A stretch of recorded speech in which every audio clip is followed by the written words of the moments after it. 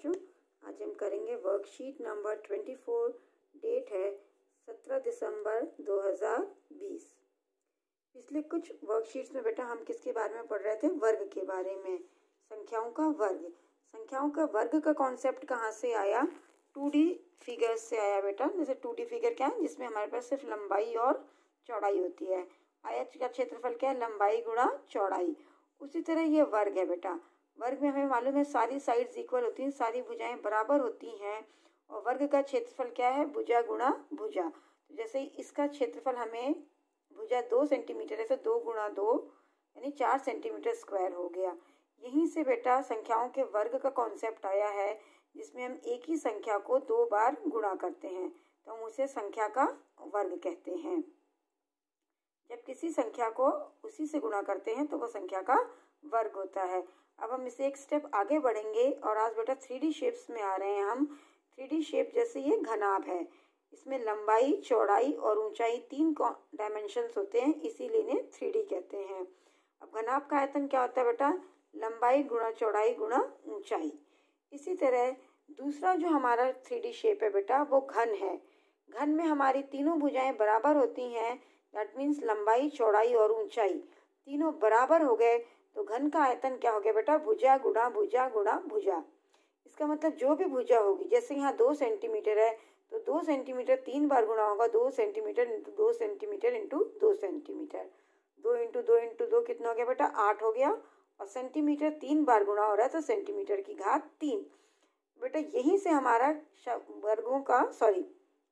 यहीं से हमारा संख्याओं के घन का कॉन्सेप्ट आया है। जब हम किसी संख्या को 3 बार गुणा करते हैं तो वो उसका घन होता है। बेटा हम देखते हैं आगे, एक टेबल है हमारे पास। इसमें हमारे पास क्या क्या है? किसी घन की भुजा दी है, उस घन का फिर हमने आयतन निकाला, क्या घन संख्या बन रही है वो देख रहे हैं, उसका घातांकीय रूप क्या है और उसका विस्तारित रूप क्या है। जैसे घन का हमें भुजा दी है 1 इकाई। इकाई कुछ भी हो सकता है, सेंटीमीटर, मीटर, किलोमीटर, कुछ भी हो सकता है। यहाँ पे घन की भुजा दी है 1 इकाई या 1 यूनिट। अब घन का आयतन यानी भुजा गुणा भुजा गुणा भुजा, तो 3 बार हमने 1 को गुणा किया बेटा, ये हो गया 1 घन इकाई। तो घन संख्या हमारी क्या बन गई बेटा? 1। क्योंकि इसको घन संख्या इसलिए कहते हैं क्योंकि ये 3 बार गुणा करने से आ रही है। एक ही संख्या को हम 3 बार गुणा करना है। घातांकीय रूप एक्सपोनेंशियल फॉर्म क्या होता है? जब हम उसे एक्सपोनेंट के फॉर्म में लिखते हैं, घात के फॉर्म में। और जिस संख्या को हम जितनी बार गुणा करते हैं वही उसकी घात होती है। तो यहाँ हमने 1 को 3 बार गुणा किया है तो 1 की घात 3 हो गई। और विस्तारित रूप यानी उसे फैलाकर लिख रहे हैं, एक्सपैंड करके लिख रहे हैं, तो 1 को हमने 3 बार गुणा किया है तो ये 3 बार हमने 1 लिख दिया। 1 गुणा 1 गुणा 1। इसी तरह अगर घन की भुजा 2 इकाई दी है बेटा, तो घन का आयतन हो जाएगा 2 गुणा 2 गुणा 2। दैट मीन्स 8 घन इकाई या 8 क्यूबिक यूनिट। घन संख्या क्या हो गई? 8 हो गई। और इसका घातांकीय रूप हो गया 2 को हमने 3 बार गुणा किया है बेटा, तो 2 की घात 3। और एक्सपैंडेड फॉर्म विस्तारित रूप है 2 गुणा 2 गुणा 2। इसी तरह एक और संख्या देख लेते हैं बेटा। अगर वर्ग हमें घन की भुजा दी है आपको 3 इकाई, तो घन का आयतन हो गया 3 गुणा 3 गुणा 3। 3 3 9, 9 3 27। 27 हो गया बेटा। तो घन संख्या बन गई 27। घातांकीय रूप हमने 3 को 3 बार गुणा किया है तो 3 की घात 3। और विस्तारित रूप या एक्सपैंडेड फॉर्म जो हमने फैला के लिखा, एक्सपैंड करके लिखा है 3 गुणा 3 गुणा 3। इसी तरह बेटा हम सारे 1 से 10 तक हम सारे संख्याओं का घन निकाल लेंगे।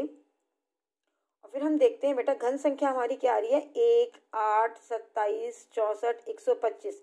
ये वो संख्याएं हैं जो किसी एक संख्या को 3 बार गुणा करने पे आती हैं। तो इन संख्याओं को हम क्या कहते हैं? घन संख्या कहते हैं। तो हमारी घन संख्याएं कौन सी बेटा? 1, 8, 27, 64, 125, 216, 343, 512, 729 और 10 का घन 1000। इस टेबल को बेटा सारे बच्चे पूरा कर लेंगे।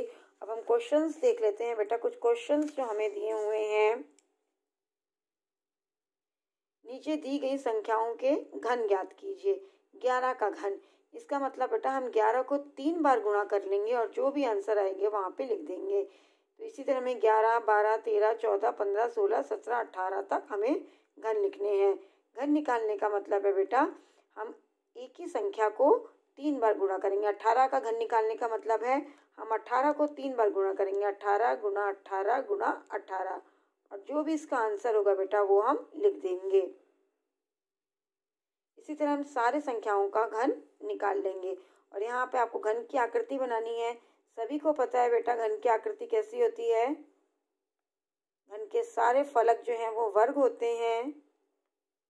6 फलक होते हैं बेटा। इस तरह से सारे बच्चे एक घन की आकृति यहाँ पे बना देंगे।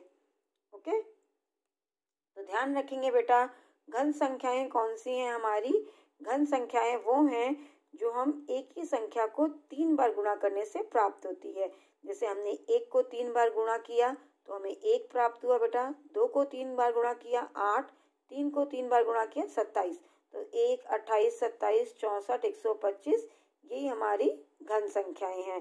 सभी बच्चे 1 से 20 तक के संख्याओं का घन अच्छी तरह याद कर लेंगे और आज का काम करके अपनी मैथ्स की नोटबुक में अपने मैथ्स टीचर को सेंड कर देंगे। और साथ में बेटा हमें कोविड-19 के विरुद्ध लड़ाई में भी सुरक्षित रहना है। हमें हमेशा मास्क पहनना है, अपने हाथों को सैनिटाइज करते रहना है और घर में भी साबुन और पानी से धोते रहना है। बाहर कहीं जाएं तो हमें सोशल डिस्टेंसिंग का भी ख्याल रखना है। हमें मिलकर कोविड को हराना है। धन्यवाद।